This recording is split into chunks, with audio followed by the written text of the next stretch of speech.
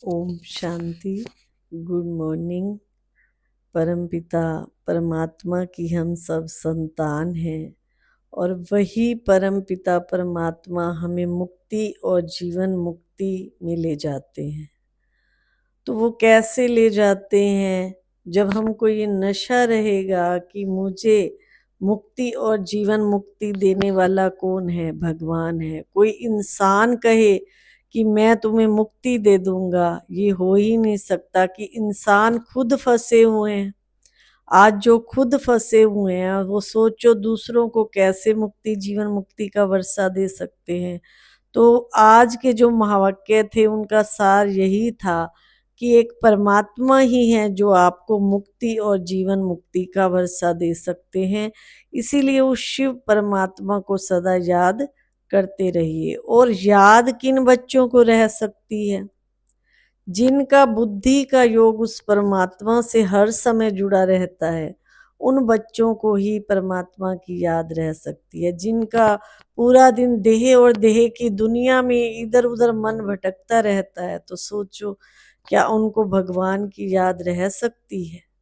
और फिर बाबा ने बताया कि भगवान को वो बच्चे प्यारे लगते हैं जो खुद भी पढ़ते हैं और दूसरों को भी पढ़ाते हैं। दुनिया में देखो, माता पिता को वही बच्चे अच्छे लगते हैं जो लायक होते हैं, समझदार होते हैं, जो नटखट होते हैं, इधर उधर मतलब शरारतें करते रहते हैं। तो ऐसे बच्चे दुनिया में भी माँ बाप को अच्छे नहीं लगते। तो भगवान को भी वो बच्चे प्यारे लगते हैं जो खुद भी अच्छी रीति पढ़ते हैं और दूसरों को पढ़ाते हैं। और बाबा के महावाक्य थे कि स्वर्ग में कौन जाएगा और स्वर्ग में कितना सुख होता है। स्वर्ग कोई ये नहीं कि ऊपर कोई अलग से स्वर्ग है। अभी यही दुनिया स्वर्ग बन रही है। जो बच्चे अच्छी रीति भगवान की पढ़ाई पढ़ते हैं, सुबह अमृत वेले उठते हैं, दिव्य गुणों की धारणा करते हैं, पवित्रता को अपनाते हैं, वही बच्चे स्वर्ग में आते हैं। स्वर्ग में जाना इतना आसान नहीं है। बाकी अभी तो जो जा रहे हैं और वापस इसी दुनिया में आ रहे हैं, हम सोचे ना ऊपर कोई अलग से दुनिया है। अलग से, हाँ ये है मुक्ति धाम जरूर है, परम धाम जो हम सभी आत्माओं का घर है। अभी हम देखो इस कलयुगी दुनिया में स्थूल लोक में रहते हैं और एक लोक वो है जहाँ परमात्मा रहते हैं, जहाँ से सभी आत्माएं इस धरती पर आ रही हैं। तो वो लोक कौन सा है? परम धाम। ब्रह्म लोक भी कहते हैं उसको, निर्वाण धाम भी कहते हैं, मुक्ति धाम भी कहते हैं।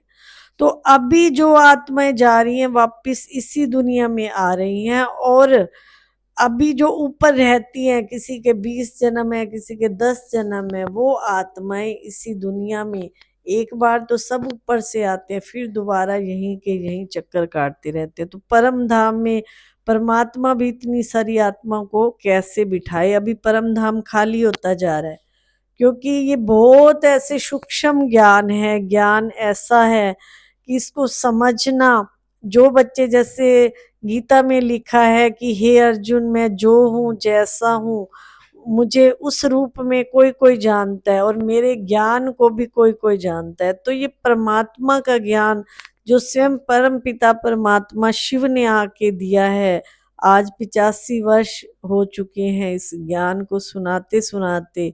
अब वो खुद भी परम धाम वापिस जाने वाले हैं। सावन के महीने में लोग शिव की इतनी पूजा करते हैं, इतनी पूजा करते हैं, लेकिन शिव कौन है, कैसा है, वो कहाँ रहते हैं, ये जानना भी बहुत जरूरी है। और सिर्फ हम क्या करते रहते हैं, भावना पूर्वक श्रद्धा पूर्वक बस भक्ति कर रहे हैं। भक्ति के बाद जो ज्ञान की स्टेज आती है, उस ज्ञान को भी हमें धारण करना होता है, अपनाना होता है। तो पूरी मुरली जो है परमात्मा की याद कैसे रह सकती है उसके ऊपर थी। और स्वर्ग में कौन जा सकता है, इसलिए इसके ऊपर बाबा ने बताया। और जैसे सर्प होता है, सर्प का मिसाल बाबा ने दिया कि सांप जो है शरीर छोड़ता है तो कैसे बिल्कुल आसानी से अपने शरीर को त्याग देता है। तो तुम आत्माओं को भी इस ये जो हमारी खाल है इसमें ज्यादा मोह नहीं रखना है। इसको ऐसे छोड़ना है जैसे सर्प जो है अपने शरीर को छोड़ता है। और फिर जैसे हमारी मुरली में रोज एक वरदान मिलता है, उस वरदान को अगर हम पूरा दिन यूज करते हैं, जैसे कहते हैं ना भगवान के पास जाओ और वरदान मिलता है, तो ऐसे बाबा देते हैं, लेकिन हम पूरा दिन उसको कितना फॉलो करते हैं ये देखना होता है।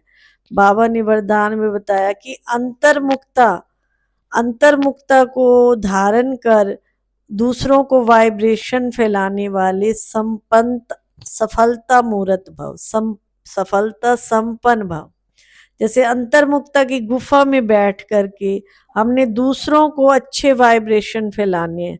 जब अच्छे वाइब्रेशन फैलाएंगे तो सफलता तो हमारे करीब है ही है। सफलता संपन्न फिर अपने आप बन जाएंगे। कोई भी कार्य ऐसा नहीं है कि हमारा सफल नहीं हो पाएगा। हम पूरा दिन बोलते रहते हैं। अंतर मन कितना हमारा शांत है वो देखना होता है। तो अंतर मुक्ता की गुफा में बैठ मतलब वाइब्रेशन फैलाने वाले सफलता संपन्न भव।